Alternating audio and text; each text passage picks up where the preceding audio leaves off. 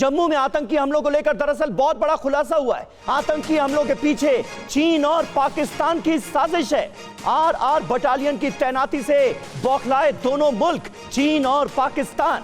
सुरक्षा एजेंसियों के सूत्रों से यह बहुत बड़ा खुलासा हो रहा है। एलएसी पर 50 से 60 हजार जवानों की तैनाती की गई है। तो देखिए, चीन और पाकिस्तान का ये गठजोड़ अब सामने आ रहा है, यानी पाकिस्तान की तरफ से आतंकवाद को हवा दी जा रही है और पाकिस्तान के कंधों पर हाथ है चीन का।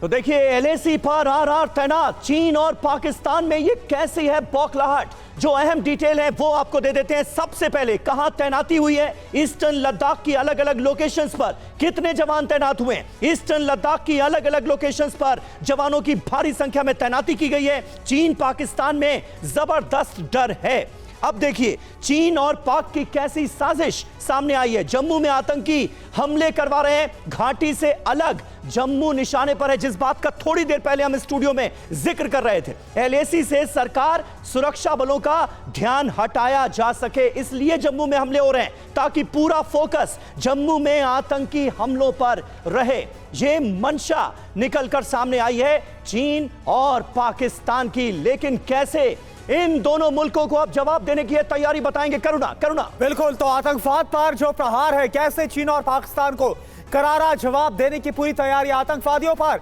संवेदनशील जो इलाके हैं वहां पर सीमा से सटे 5 इलाकों पर राष्ट्रीय राइफल्स की भारतीय सेना का बड़ा प्रहार देखने को मिल रहा है। तैनाती बढ़ा दी गई है, जवानों की संख्या में इजाफा किया गया है, तैनाती में कोई कमी नहीं की गई। कहां कहां पर यह तैनात हुई आप देखिए, पुंछ, रियासी, राजौरी, डोडा, किश्तवाड़, रामबन, ये वो जगह है जहां पर तैनाती की गई राष्ट्रीय राइफल्स की। जरूरी बात क्या है, चीन और पाकिस्तान की साजिश पर पैनी नजर है। हर साजिश को मुंहतोड़ जवाब दिया जा रहा है। समीर। बिल्कुल करुणा, और हमारे साथ इस वक्त दीपक वोरा साहब भी मौजूद हैं। वोरा साहब, कितना प्रिडिक्टेबल है सब कुछ। पाकिस्तान का हाथ होगा इन आतंकी हमलों में, यह पहले दिन से पता था। आशंका इस बात की जताई जा रही थी कि इसके पीछे चीन भी खड़ा हो सकता है, पाकिस्तान के कंधों पर हाथ रखकर, और हो वही रहा है। बहुत बहुत धन्यवाद, आपने मौका दिया। बहुत अच्छा लगता है जब आपके चैनल पर होता हूं, और खास तौर से भारत के ये आउटस्टैंडिंग बेटे जो मेरे साथ बैठे हैं, मार्शल साहब, जनरल साहब, डॉक्टर साहब, बहुत कुछ सीखने को मिलता है। आपने जो प्रश्न किया है क्या हो रहा है सर, ये हम सब जानते हैं कि ये जो 2-4 आतंकी आते हैं जिनको बहुत जल्दी है अपनी 72 हुरों के पास जाने की, उनसे तो हम निपट लेंगे, दे विल बी एलिमिनेटेड। लेकिन इसके पीछे हाथ है पाकिस्तान का, विच इज़ एब्सोल्युटली राइट। हमारा रिस्पॉन्स क्या, ये भी मैं आपको बता देता हूँ। करोड़ों लोग आपका कार्यक्रम देख रहे हैं, भरोसा रखिए, हम यूज़ कर रहे हैं पाकिस्तान के साथ जिसे हम कहते हैं ट्रिपल लॉक। ट्रिपल लॉक क्या होता है? पहला होता है डिप्लोमेटिक आइसोलेशन। कोई देश नहीं है आज जो पाकिस्तान को पसंद करता है। अमेरिका में मैं देख रहा था ये लाइव शो, कॉमेडी से बड़ी मज़ेदार चीज़ है। तो वहाँ पे जो कॉमेडियन था, भीड़ बैठी हुई थी रेस्टोरेंट में, तो उनसे किसी पूछता कहाँ से हैं, वो कहता है फ्रॉम पाकिस्तान। तो वो कॉमेडियन खामोश होकर कहता है tick tock tick tock tick tock, कमीज उठाओ, बॉम्ब तो नहीं है उसके पीछे। ये उन लोगों की छवि है। तो पहला है डिप्लोमेटिक आइसोलेशन, दूसरा है इकोनॉमिक स्ट्रैंगुलेशन।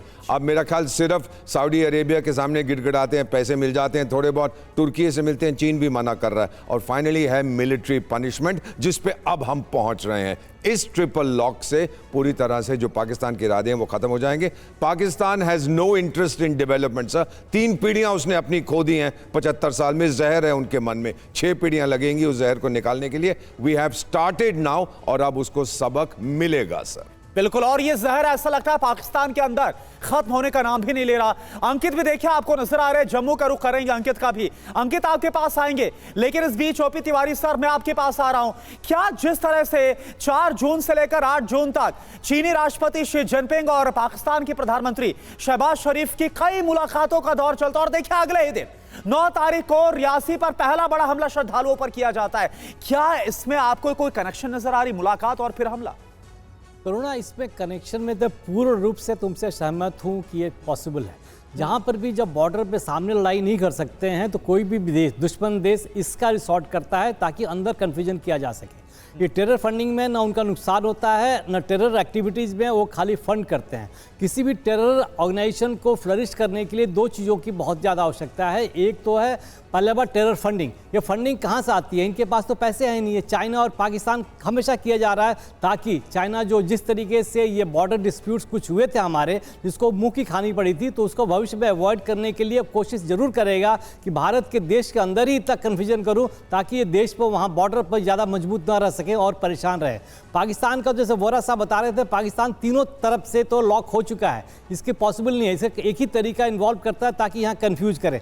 पहले जैसे एरिया अभी रैना साहब बता रहे थे, चाहे जनरल साहब बता रहे थे कि ये जो हिंदू डोमिनेटेड एरिया है ये क्यों यूज कर रहे हैं, बिकॉज हमने भी थोड़ा मतलब हमारी भी जो सब्जा थी, थोड़े बहुत हमारे ट्रूप्स वहाँ कम थे, इसका फायदा उठा के कोशिश कर रहे थे। लेकिन ये रास्ता बंद होगा और ये पूर्ण रूप से इसको कचर के मतलब खत्म किया जाएगा। ऐसे वोरा साहब बता रहे हैं ये बहुत लंबा नहीं चलेगा। अब देश की कंटिन्यूटी 10 साल से चल रही थी, अब कंटिन्यूटी चलती रहेगी। ये जिस तरीके से कंटिन्यूटी पॉलिसीज में चलेगी, देश और मजबूत होगा और टेरर एक्टिविटी को हम पूर्ण रूप से खत्म करने की कोशिश करेंगे। लेकिन ये ऐसी एक्टिविटी है जो छोटे मोटे छुटमुट रूप से होती रहेगी। इस तरीके से हमें जीना पड़ना पड़ेगा, लेकिन जो मेजर अटैक्स है इसको खत्म किया जा सकता है और खत्म किया जाएगा।